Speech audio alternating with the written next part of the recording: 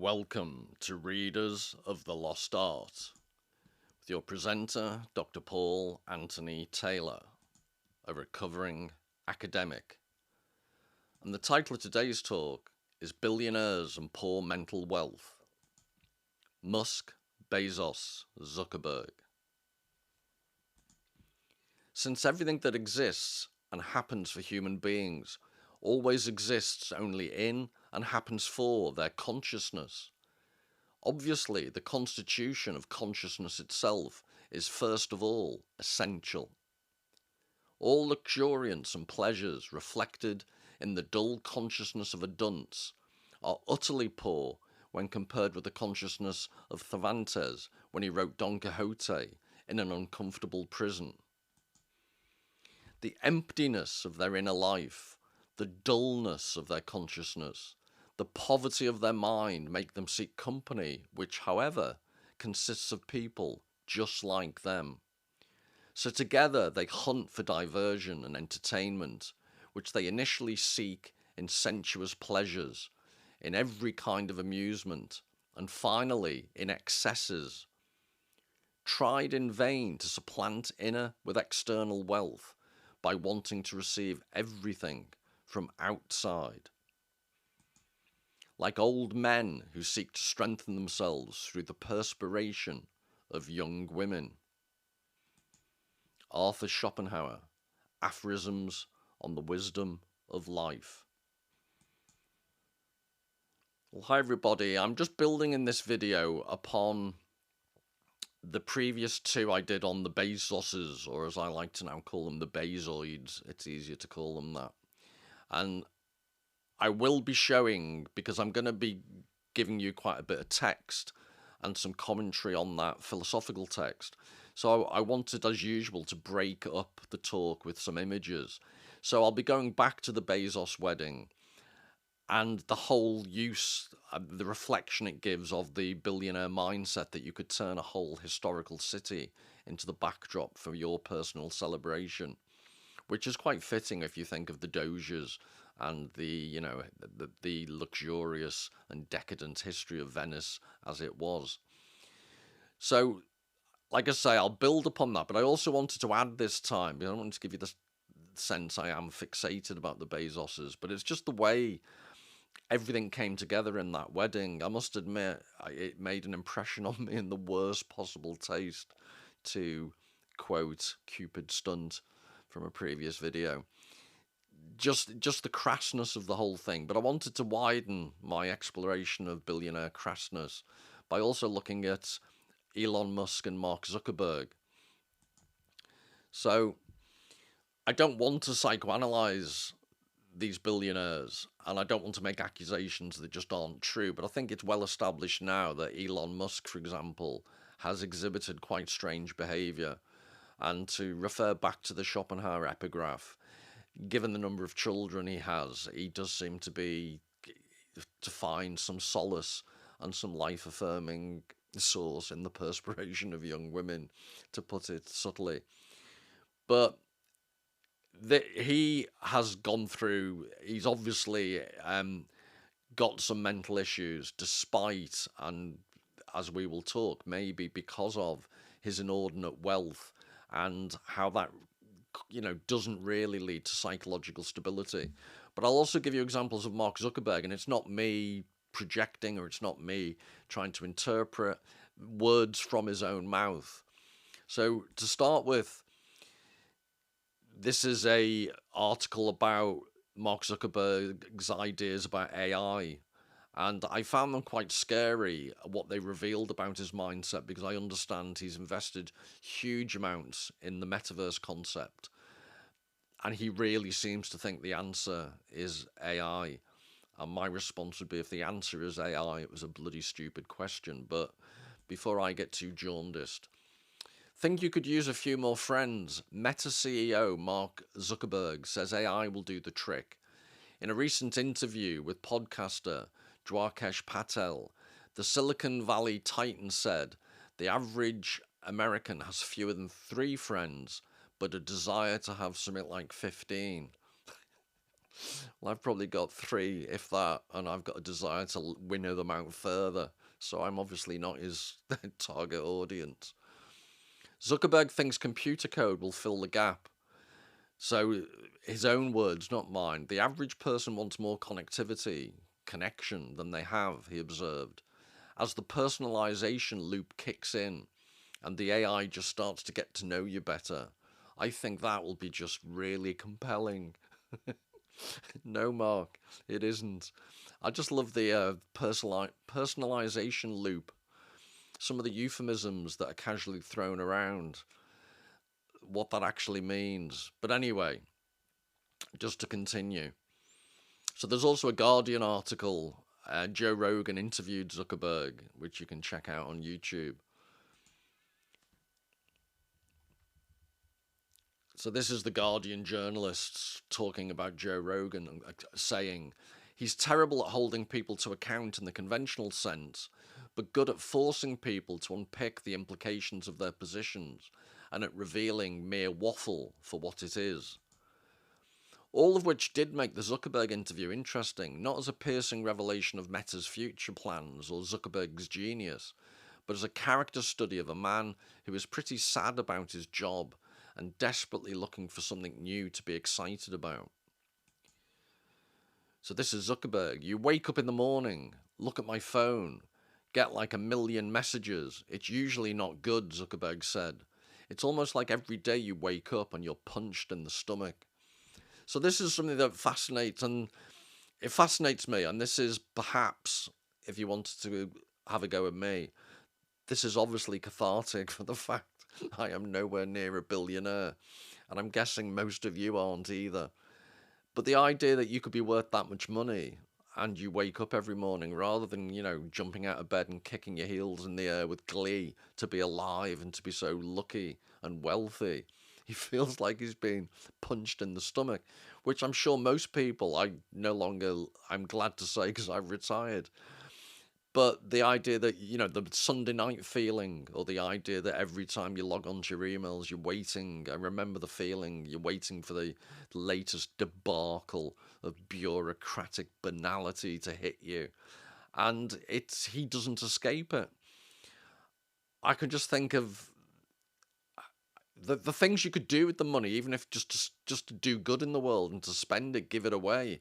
But to stay on the hamster wheel, it raises fascinating questions about wealth and motivation and why we bother getting up in the morning.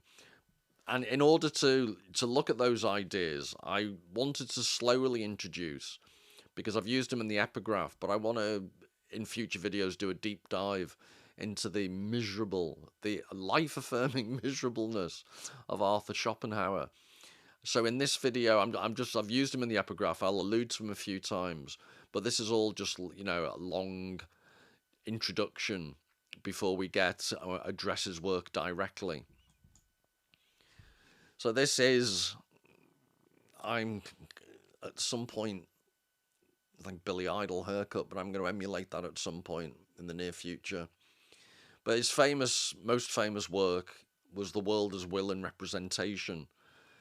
So Die Welt als Wille und Vorstellung.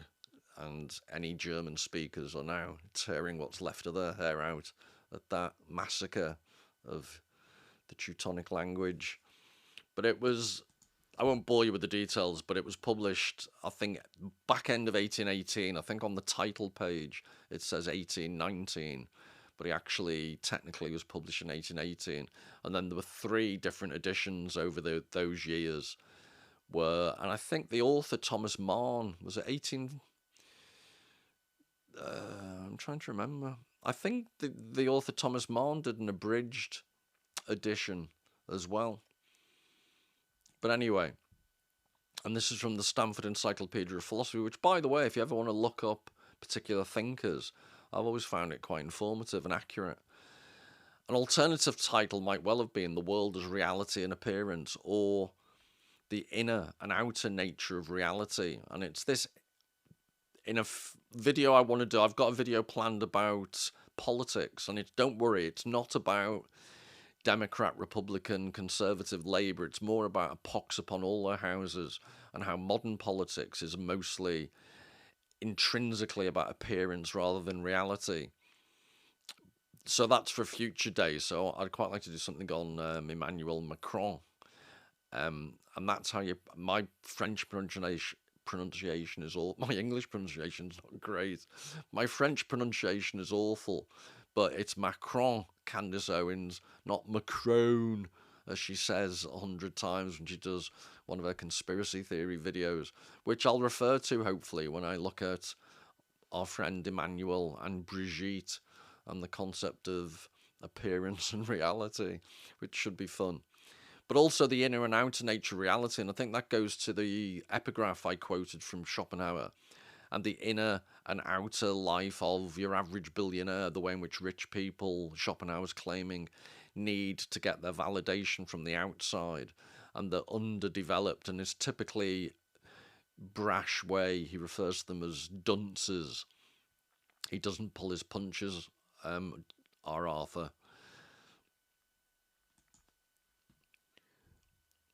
And this is just to give you a taste. So this is from his aphorisms. What disturbs and depresses young people is the hunt for happiness on the firm assumption that it must be met with in life. From this arises constantly deluded hope and also dissatisfaction. Deceptive images of a vague happiness hover before us in our dreams, and we search in vain for their original. Much would have been gained if, through timely advice and instruction, young people could have had eradicated from their minds the erroneous notion that the world has a great deal to offer them. Sorry, I'm giggling because it's probably one of the reasons I left the university sector, because this is the type of teaching methodology and philosophy I used. I'm a massive believer in the concept of managing expectations and lowering expectations to the extent that anything half decent that happens to you is a bonus. I do think, a massive element of mental ill health in our modern society is just people have ridiculously raised expectations. If you can successfully lower them to almost ground level, which I'm an expert on, then I think there is the Schopenhauer's path to true happiness. But anyway, we'll talk in future, because I think Schopenhauer's also misrepresented. He's, for reasons as you can understand from a quote like this, it's easy to see him as a philosopher of pessimism. But actually, I think he's more complicated than that. He's more subtle. But he doesn't do himself any favours with comments like that. But that's just to give you a taste. But this concept of the inner and outer, I wanted to, the concept of the world as will and representation. Schopenhauer has this idea that there is a life force, that's what he refers to as the will, that we all partake of. Nature is this life force, we have this life force within us. He borrows from Eastern philosophy, which I'll go into in future. But then he contrasts that with that's underlying our existence, but the way in which we engage with the world is inevitably through representation. So there's this split between representation and a life force that surrounds everything, but also inside us. But we can only reflect in a representational way upon this type of life force he calls will.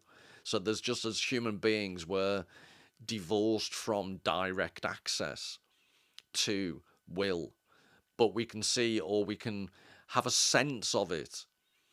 And I'm suggesting that, building upon the Bezos videos that I did, and what I want to look at in this video, is the concept of the billionaire mindset as an extreme example of finding, as was pointed out in the epigraph, validation from external sources and not having a balance between the internal and the external.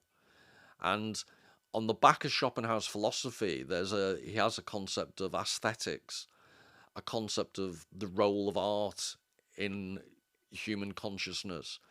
And I think, for all the reasons I pointed out in the previous two videos about the Bezoids, about how crass they are, that contrasts with the beauty of art. And I think Schopenhauer's theory of art and his theory of aesthetics is stunning. And just to give you a hint, just to give you a taste of it, I'll just give you some, without wittering on further, some practical examples. So if any of you have been lucky enough to see this, this is Monet's garden, and it's the famous Japanese bridge. So that's obviously a photograph of the real bridge, but this is one of his paintings of it.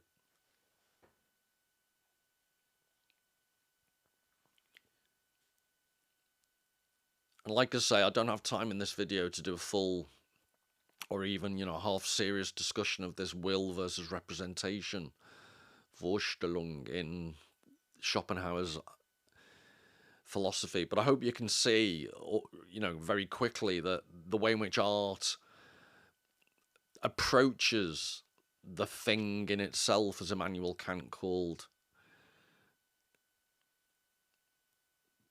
this inaccessible, this thing that underlies reality that we can't access directly, but we get hints of.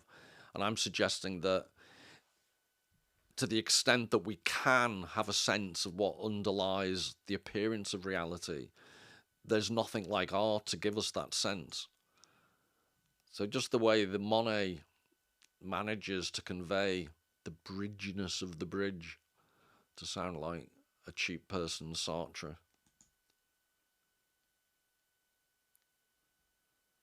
And maybe I'm over-influenced by this painting just because Monet typically is a bit of a biscuit tin painter, and it's quite kitschy, and you find him on tea towels, and it's, oh, what a pretty garden, I know, that lovely bridge. But then this is almost like Edvard Munch in the intensity of the colours and the feeling of the bridge itself.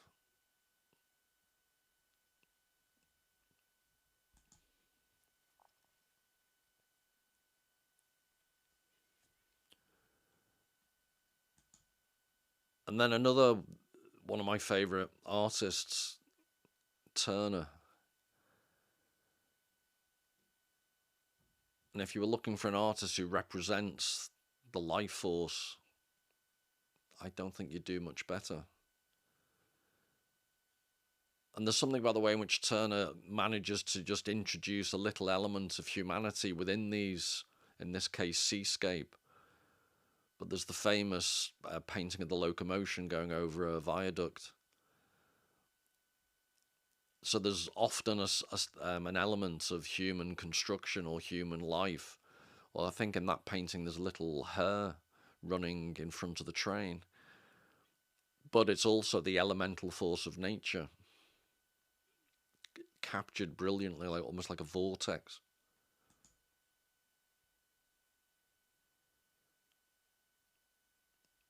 And then the next slide, I didn't want to ruin the slide by putting the title over it, but this is the next slide coming up.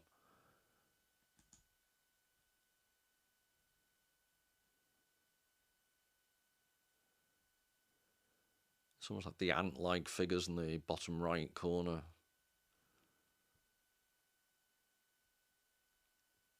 It's almost like the seascape transformed to the mountains.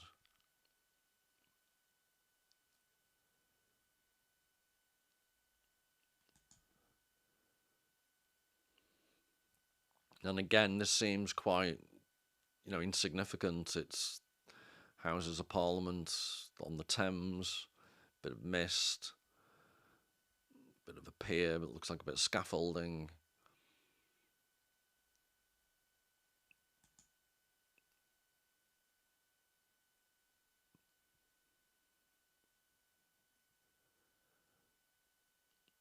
And that has an element, obviously, of representation. So that's a representation of the reality. The Monet is capturing the atmosphere. But more abstract art often gets a bad name, and I think people struggle. They prefer figurative art, but sometimes more abstract art really manages to capture a certain essence. So if bearing this picture in mind, this image,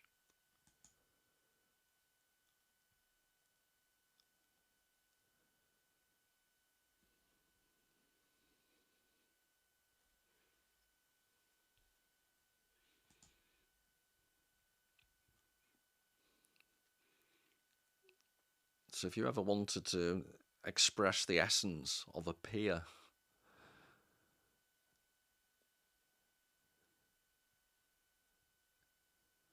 and the final example I'll give of all this, I just wanted to set this up to contrast with the way in which the billionaire mindset seems to be in complete opposition in art forms like this. I'd argue what the artist is trying to do is get this tension between the inside and the outside, the representation and our aesthetic experience of it, and the relationship of that experience to the underlying element, the essence of the thing we're seeing as a representation. So they're representing an aspect of reality, inevitably as a representation, but you get a hint, you get a sense of the underlying essence of what Schopenhauer would call the will.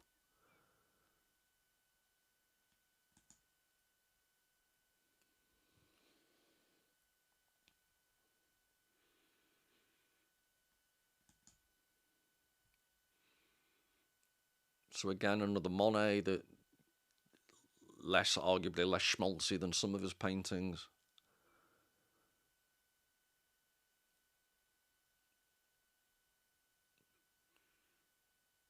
But then see again,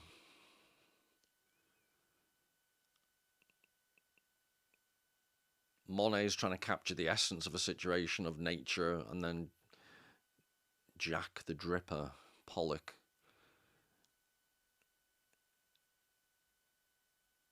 also seems to go one step further almost.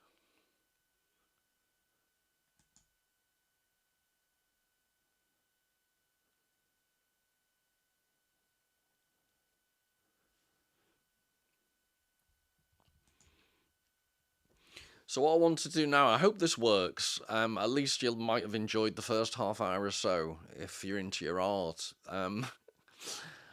There's this I don't think he's particularly high profile, but I came across this article by this Finnish philosopher from a book, Vagaries of Desire, a collection of philosophical essays.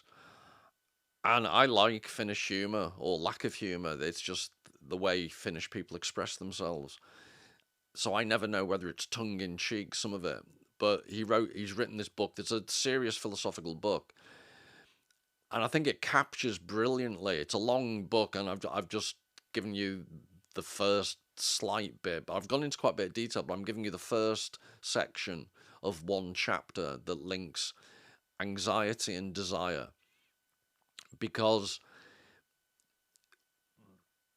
all the examples I just gave you of great artists trying to capture the relationship between the inside and the outside, I'd argue the type of desire that's exemplified by billionaires, or, they're an extreme example, but anyone who chases wealth.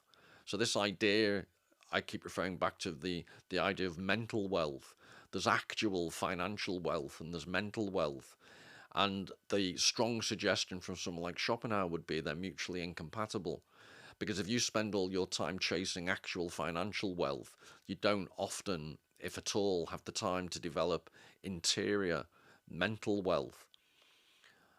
And more than that, if you desire wealth, financial wealth, you're caught up in this loop of desire. So as opposed to Zuckerberg's, what did he call it? The personalization loop.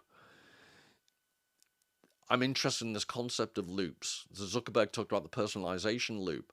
There's a loop of desire that I think billionaire types, wealth chasers are also involved in. And in this book and in this chapter,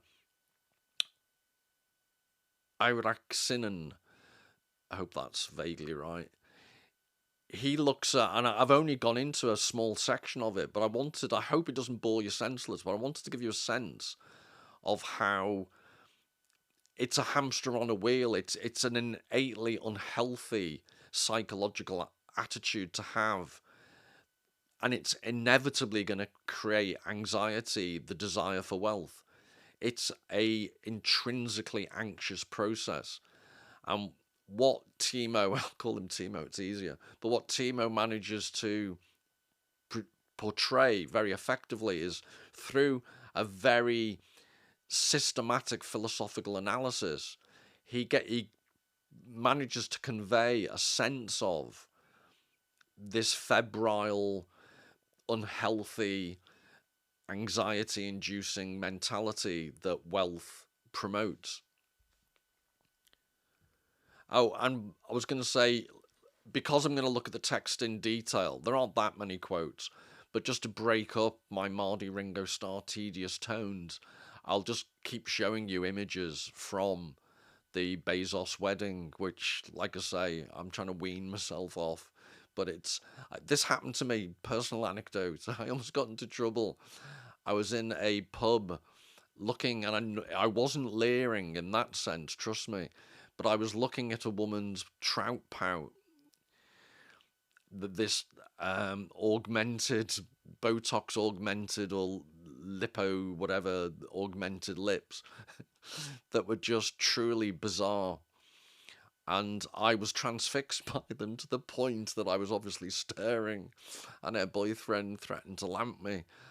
But it was just, I couldn't stop. It was just this morbid fascination with the weirdness of how these lips almost seem to have a life of their own. And that's, I think, I have a similar response to the whole Bezoid wedding phenomenon. It's not, I can honestly say, I have no envy whatsoever. I would hate to have been there, but I simultaneously find it weirdly fascinating. So I don't know whether you can relate to that. But just to remind you of, and I'm just, I'm guessing, for example, the Bezoids haven't ever spent a lot of time with Oprah Winfrey. If I'm wrong, I completely apologise, but that is an indication of the reasons for being invited to the wedding weren't because you're incredibly close friends with the Bezoids. It was much more likely it was all for appearance, to refer back to Schopenhauer's will and representation. It was all about the representation. So this is from Timo's essay, and all the subsequent quotes are, unless specified otherwise, these are from this philosophy chapter. I assume that desire tracks satisfaction, or that it is an essential truth about desire, that it exists only to be satisfied. There are not idle desires. Sometimes we can easily see what this requires. For instance, I want a glass of water, and when I get it, I say I got what I wanted. Sometimes the situation is more complicated. I want to make more money than before. What do I want? Do I want money, more money, make money, or to make more money? The object of my didicto desire, and didicto just means what is said, as opposed to, it's not the quality. I think the de re versus de dicto in philosophy. De re is about the qualities of the thing, and de dicto is about the qualities of what's said. So the object of my stated desire, in other words, is not immediately obvious. Certainly, I do not want to make money in the sense that making money could satisfy my desire. To make money is just a means for getting money. It's something I need to do. It's possible, of course, that a person wants the means to reach an object, but that always requires its independent explanation. Normally, I want the object of I want the object of the desire, and not what I need to reach the object. So I find that fascinating because it goes to the nature of people's obsession with process. Normally, I want the object of the desire, not what I need to reach the object. So I've noticed for people who are obsessed or are immersed in bureaucratic mindset, it's that they seem to get some kick out of the process itself.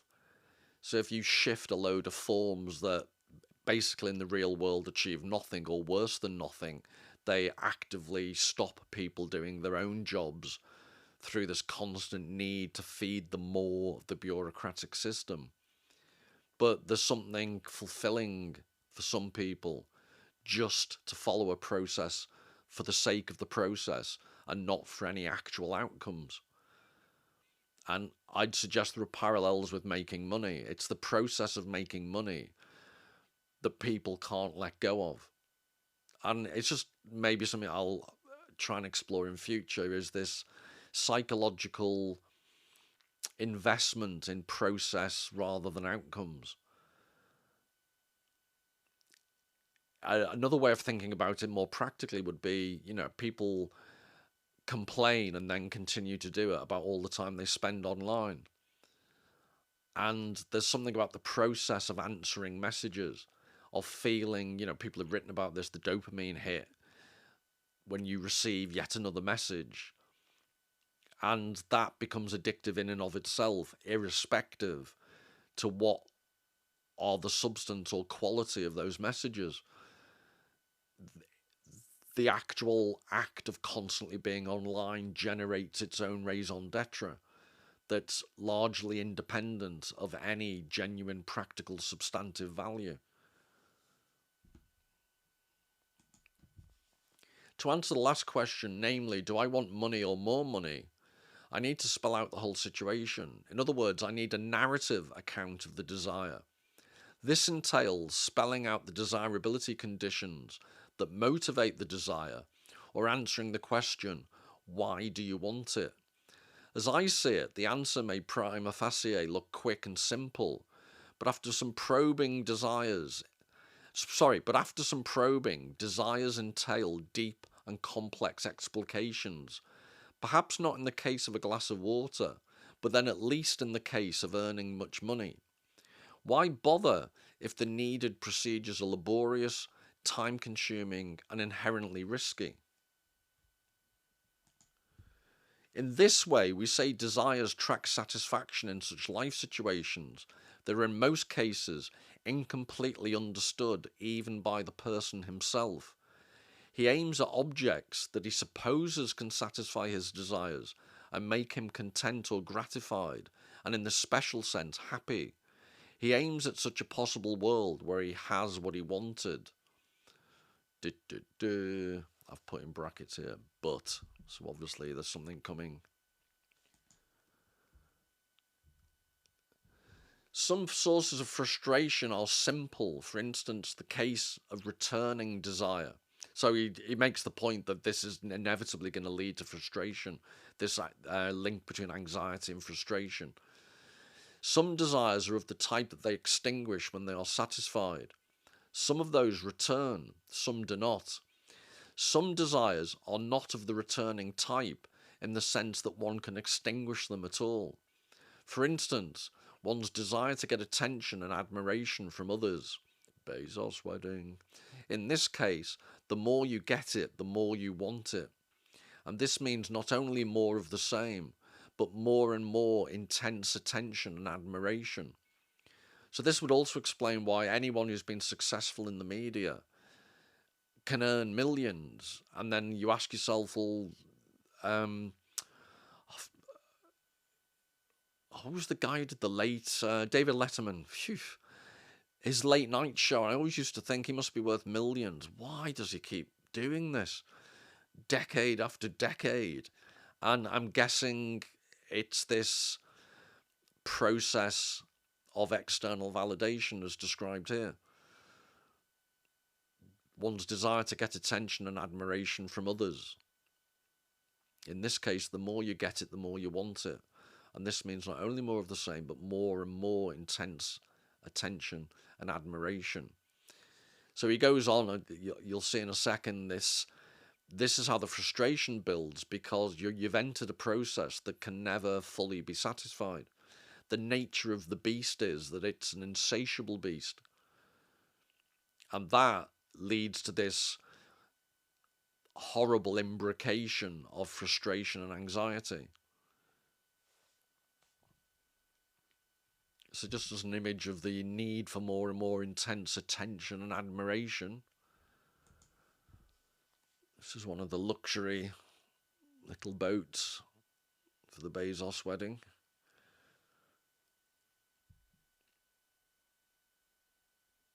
I wouldn't like to have the job of scraping the barnacles off that one.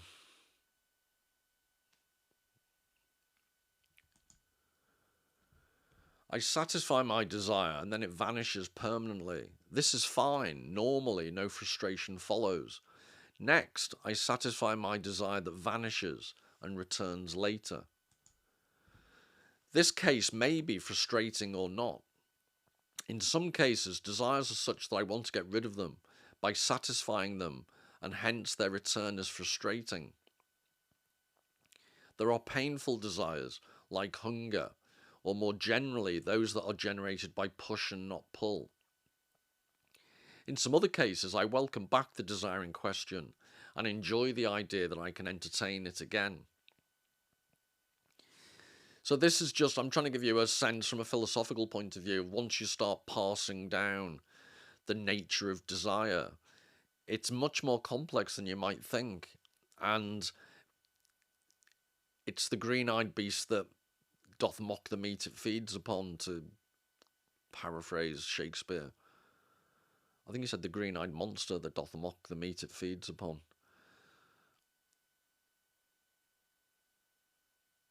Because you can begin to, it's like the masochism of, you begin to enjoy the pain of the desire.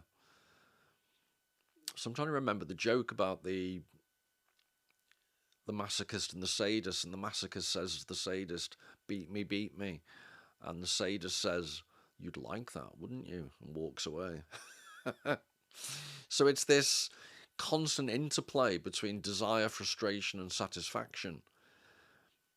And why, to bring, to keep emphasizing why all this is relevant, in the world of making money, it's a rigged game in the sense that, as you'll soon see, Timo develops this idea more and more, you've entered a realm where the likelihood of reaching satisfaction is minuscule, because the nature of the beast that you're in this tango with, to mix metaphors wildly, it's an insatiable beast. I'm sorry for repeating myself, but just for emphasis. Frustration seems to be case specific because objects are valued in different ways. In other words, some objects are desired wholeheartedly or without reservation, unlike some others towards which our evaluative attitudes are more complex. It all depends on how we describe and judge the desirability conditions of an object. Figuratively speaking, we may say that some of the desirability conditions are clean and some are not. And this is why I like Finnish people, because this is the example he chooses. Let me give a simple example. I desire normal sex with my loving wife, which is a clean desire. I desire kinky sex with one of my students, which is a dangerous and in many ways dubious object, and therefore it is not a clean one.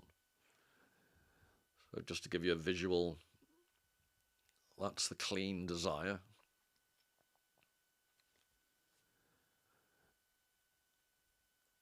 An officially sanctioned wedding, so that's clean desire. And then a slightly different take on the wedding dress, which I showed in previous videos. Our Kim doesn't like to be left out of the limelight. So I think that's Kim's version of the wedding dress. You've got to love a trier, haven't you?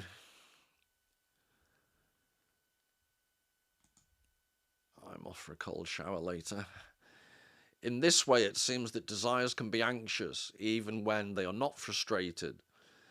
It's enough that they are not clean. In this case, they represent a threat. However, in this case, we can say that unclean desires cannot be fulfilled in toto, and that is the reason why they are anxious. So he's suggesting that within the architecture of desire, the end result is anxiety in the human being. But within the architecture, there's an inbuilt tension that creates that anxiety, because the unclean desires can't be fulfilled in total. Such desires contain mutually contradictory elements, which logically entail partial dissatisfiability, which isn't, I don't think, really a word, but he uses this word. I want the object of desire, and I also want to avoid it. So without sharing too much, and this has nothing to do with my personal experience, But I'm guessing people who do risky things to get caught in public with their partners, it's the risk. I'm guessing in some sense they don't want to get caught, but they have to take enough risks that being caught is a distinct possibility. Otherwise, it's not risky. So you're in this again, the clean and the unclean. The unclean, if it can't be satisfied completely because the risk is in the tension. If they end up getting caught and arrested and carted off, then the desire to have kinky outside sex hasn't been vindicated. It's gone too far, which I'm not sure whether that's a good example, but I want the objective desire, I also want to avoid it. So you want the thrill, but you don't want the negative social consequences. I cannot satisfy this combined desire. You act according to the strongest. Sorry, I don't know whether I read this bit. I've got the memory of less than a goldfish, apparently. Such desires contain mutually contradictory elements which logically entail. Yeah, I did partial dissatisfiability. I've outdone myself. That was a loss of memory from 30 seconds ago. I want the objective desire and I also want to avoid it. I cannot satisfy this combined desire. You act according to the strongest push or pull. I'm just thinking you're watching live senility in action, which does not bring about full satisfaction. You get one and a half. Sorry, you get one half and miss the other, which entails frustration. And I like this. This is a technical distinction he makes. I think it's quite interesting. Think of two different types of value, increasing and non-increasing, like being alive and money. The first type of value you may fail to recognize only when you possess it. The reason for this seems to be that you cannot increase it. So you're either alive or you're not. You can't be. We can talk about this later. You can you can feel more alive, but biologically you're alive or dead. The reason for my inability to remember 30 seconds ago might put me in the grey zone, but let's see. The reason for this seems to be that you cannot increase it. You are alive, and it does not make sense to say that you want to increase this good. Of course, figuratively speaking, you may say you're only half alive, or you desire to live more. But this is not what I have in mind. The hard fact is that you're either dead or alive, which I'd agree with him on. So he's giving the first example of non-increasing value. So being alive doesn't increase. You've got it or you haven't got it. The increasing value is something like money, because theoretically it has no limit to the value. If you want to focus on such a value, you first need to play with it. So he's still talking about a non-increasing value like being alive. You imagine a counterfactual possible world where you are either dead or close to being dead. That's my state. And then you may enjoy the feeling and value of being alive.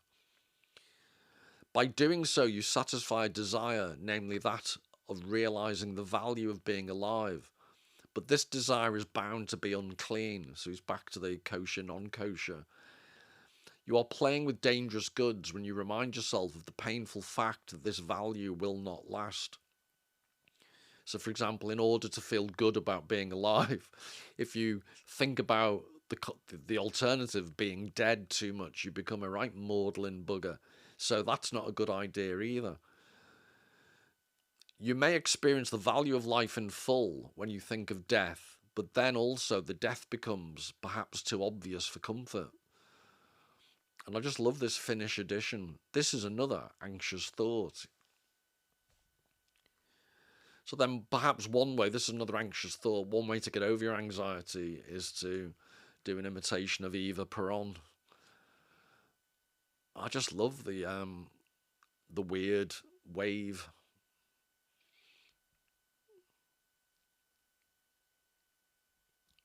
And the Richter smile that can't be changed even if she wanted to.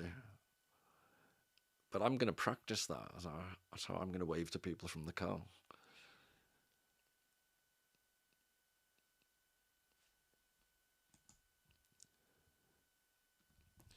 So then he talks about health, which is slightly less definitive than being alive or dead. Concerning health, you certainly value it when you lose it. You value it because now you can imagine an increase of this value, which makes your life feel better. A sick person wants to become better, which is to say she wants the value called health to increase, perhaps to its maximal degree experienced by a healthy person. But to want to be better is in itself an anxious thought, because it presupposes that you're not healthy and you hope to be better. So see how within the concept of increasing value, non-increasing value, and then pseudo-increasing value, this concept of health is a pseudo-increasing value. And again, it can, in certain contexts, lead to anxiety. So in Timo's world, all roads lead to anxiety is the message I'm getting. In this sense, health, unlike life, is a semi-increasing bounded value. It has a maximum that one reaches only rarely. Life is an absolutely non-increasing value, so that we can say you enjoy life only when you are going to die, really, or in your imagination. I take fish oil tablets, so I'm never dying. However, you cannot get better, like in the case of health.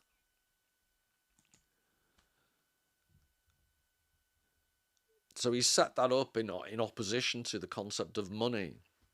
So death and health, a non-increasing value and a semi-pseudo-increasing value. That's not what money is about. So let's look at the case of increasing value, like money. Above, I already hinted at the fact that only an increase of value is desirable.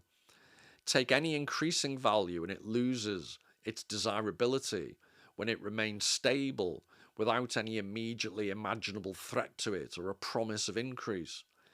If you have much of the increasing value in question, you need to be reminded of its value, or otherwise you lose your interest in it. So then that would be a great explanation as to why certain business people who have lots of money will take risks to have even more money that they still can never spend within their own lifetime.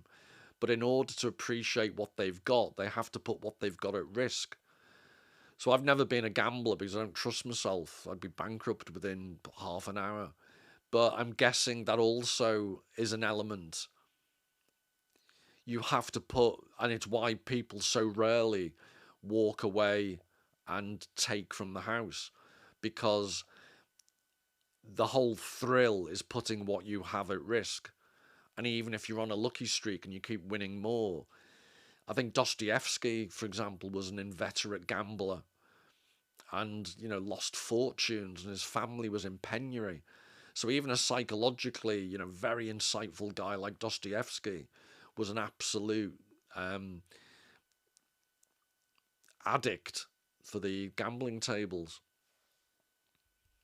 But it's this that I find this interesting, this concept of how the maintenance of interest in something is intrinsically linked to the likelihood of putting that thing at risk. The main point is, however, that no maximum amount of money exists. You can always get and have more. If you have little or subjectively too little, this also applies to people who possess much of the value in question, then you will enjoy every bit of increase of this value in your own case.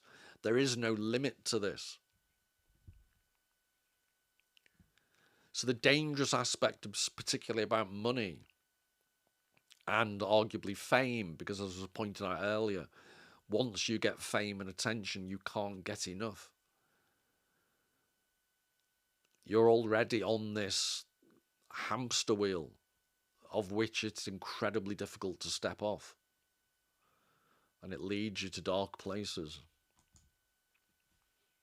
There you go. I think I referred in the previous video to the weird dress she has on. It's like a mobile toilet roll holder. It's just the rigidity of both the chest area underneath and the fabric itself. Maybe that's the subtle design message. There will be no movement in this area. Everything is solid as a rock.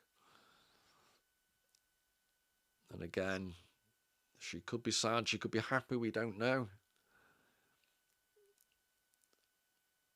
But I'd love to know what the hand signal constitutes. Or maybe the arm is in a Botox spasm and is rigid, can't move. I don't know. I'm not a doctor. I think it was what Simone Weil refers to when she writes that desires are heavy to bear, and the only way to get rid of them is to amass the desirabilia until you become too exhausted to carry on. That's certainly my attitude to Nigerian Guinness. The desire will vanish when you no longer have the strength to desire what is desirable. This looks like a strange and demanding strategy, but at least we can now understand what it is. The problem with increasing value is that you never have it all or enough of it. Remember that? You never have it all or enough of it. In the case I'm about to show you, I think enough of it refers to labile mobility.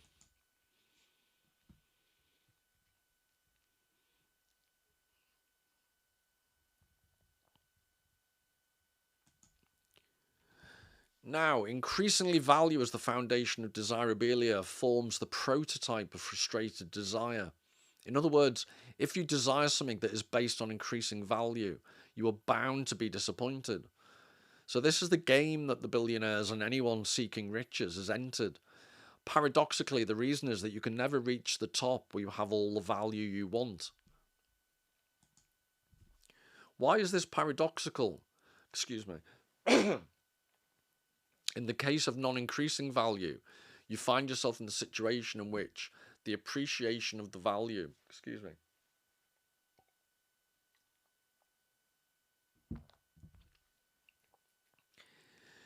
you find yourself in the situation in which the appreciation of the value vanishes, namely when you have the value to its full degree. So that goes back to non-increasing value. You can only have so much of life. When you have it, you've got it to its full degree. In the case of increasing value, in other words, like money, you as if intentionally aim at such a maximum where the appreciation or enjoyment of this value will then unintentionally vanish. So you risk by amassing so much that you lose the desire for the thing you've spent all that time trying to gain. Is it not paradoxical that a rich person aims at a situation in which his most valued objects become subjectively worthless? So you can only have so much and things begin to pall, so to speak. If he realised this, would he become even more frustrated? Of course, in this case, such a maximum does not exist.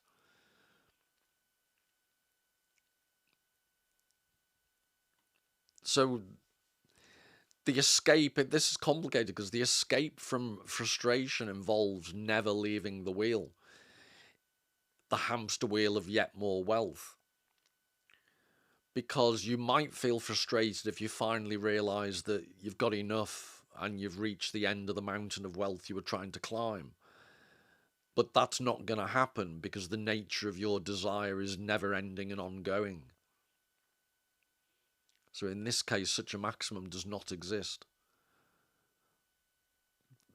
So the irony is you only escape frustration by being a slave to the process. And this is my touch of the tism showing, because I've already shown a different video, but every time she wears a stripy dress that clashes with the stripes of the marquee, and for some reason this has like quite profoundly affected my sense of well-being. The stripes don't go together. You'd think they would have sorted that out.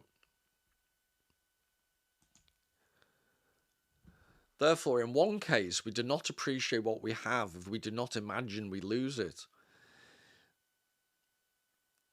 So life, you only appreciate it when you can counterfactually imagine that you might lose it. In the other case, we aim at the situation where the appreciation of the value would vanish. So you're driven to earn so much money that you'd have so much that there wouldn't be any value to it, hypothetically. But as we've established, that never really happens. So Mark Zuckerberg, despite his wealth, is still answering his phone in the morning, feeling like he's been punched in the stomach. The conclusion is that in the case of a non-increasing value, we realise, or at least we should realise, that we aim at something that has subjective value to us, but we cannot enjoy it, and yet we aim at it. All of this is bound to be anxious because it is painful. In one case, we work hard to get something that does not allow satisfaction. The object duly escapes us. In the other case, i.e. money, we reach the maximal object that is now without subjective value. So right in the heart of desire is this bind that you're never ever living in a desirous psychological state does not promote happiness. It promotes frustration and anxiety. We reach the maximal object that is now without subjective value. So the Bezoid wedding ring,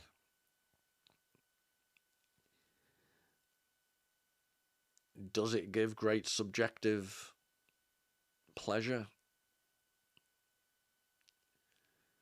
Or is it yet just another trinket?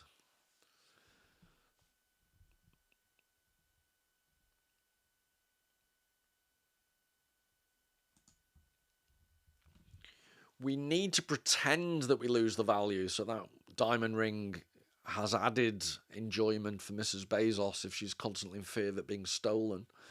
That is, we deliberately frustrate ourselves and then check our present situation to make sure that we still have it all. In this sense, we aim at something that cannot satisfy us, and this is frustrating and anxious.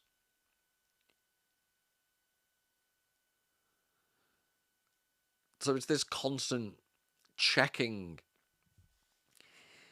In order to appreciate what you've got, you have to constantly think that you may not have it. If the thing is inherently doesn't have worth on its own, it's only part of this process of desire. So in this sense, we aim at something that cannot satisfy us, and that's the mistake, aiming at something that can never ultimately satisfy you. This is frustrating and anxious. In the other case, we reach the maximal object that is now without subjective value. So the hypothetical situation in which you earned so much that it loses all value to you. We need to pretend that we lose the value. That is, we deliberately frustrate ourselves and then check our present situation to make sure that we still have it all. In this sense, we aim at something that cannot satisfy us, and this is frustrating and anxious. So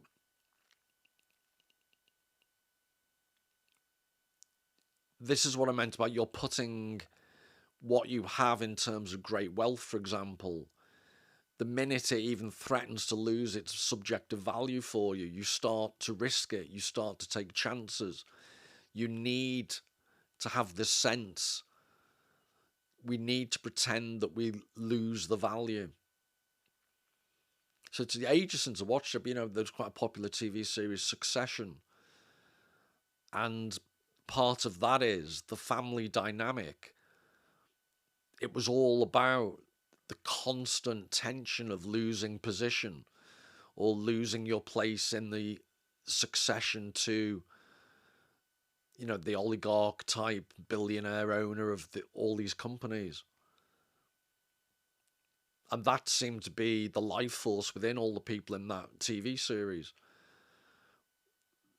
But that's never, this constant need to be threatened from the outside. It's what was in the epigraph from Schopenhauer at the beginning, the idea that it's an external, you're seeking some type of validation or justification from the outside, not from within yourself. And that is always likely to lead to frustration and anxiety.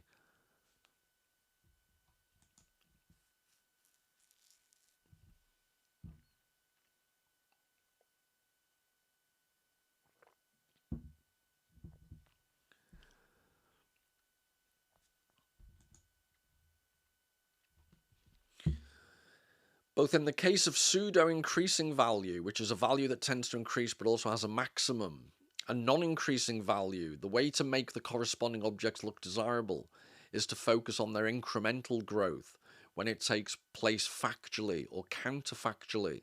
Such dialectics makes them subjectively valuable.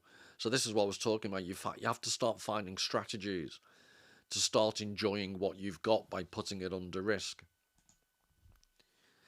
The normal intuition in such a case seems to be that all of this is painful, in the sense that the person is reminded of life without the value in question. It's painful to rejuvenate your love by reminding yourself what it is to be unloved and unloving. So it's taken a long time, but I think we finally got there. This is the crucial point that I'm wrapping up with now.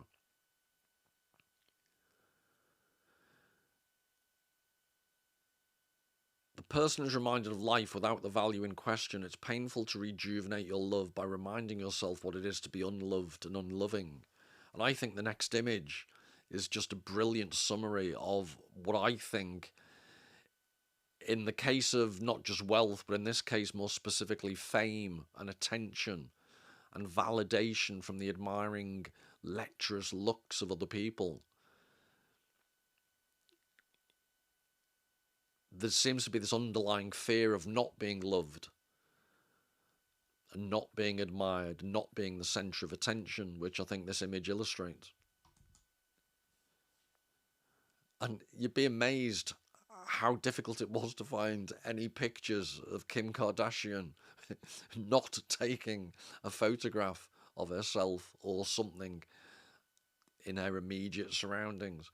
But I like this photograph in particular because the bodyguard or hanger-on, whoever he is, I just quite like the face. It's, oh, not another bloody photograph.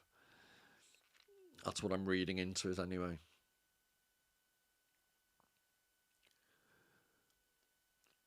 So if I had to sum all this up,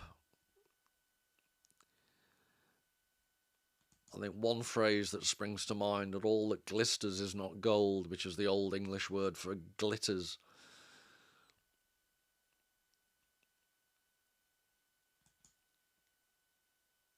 That's appropriately from the Merchant of Venice. All that glisters is not gold. And then I always like to finish on, what I think to be an evocative image. So it's not Venice, but it is in the Mediterranean area, the reference. And it goes back to the theme that I'll develop more in future, is this concept of, in opposition to everything I've been describing about the pointless anxiety and frustration that inevitably comes with the search for material, financial wealth, and the lack of mental wealth that accompanies that search, the pointless process. The corollary is that genuine mental wealth involves engagement with what Schopenhauer analyzes in terms of the tension between the will and the representation, not just the empty representation, and not just the will ever searching for more and more money, fame, glamour, admiration, all these things. It's the tension of the will and the representation that art effortlessly combines. And for those that aren't massive fans of abstract art, again, I just think there is something to be found in it. So I'll finish with a Jack the Dripper painting again.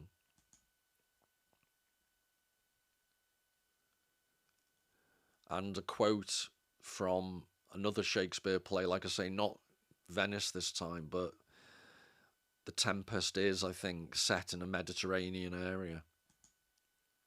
So this was Full Fathom 5 by Jackson Pollock.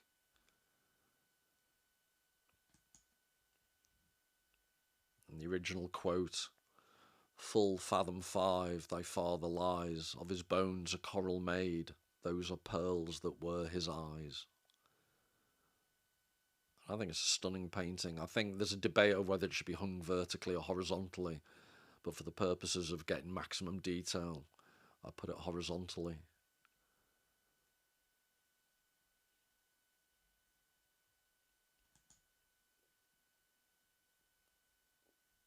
Well, I hope you enjoyed that. Until the next time, all the very best. Take care.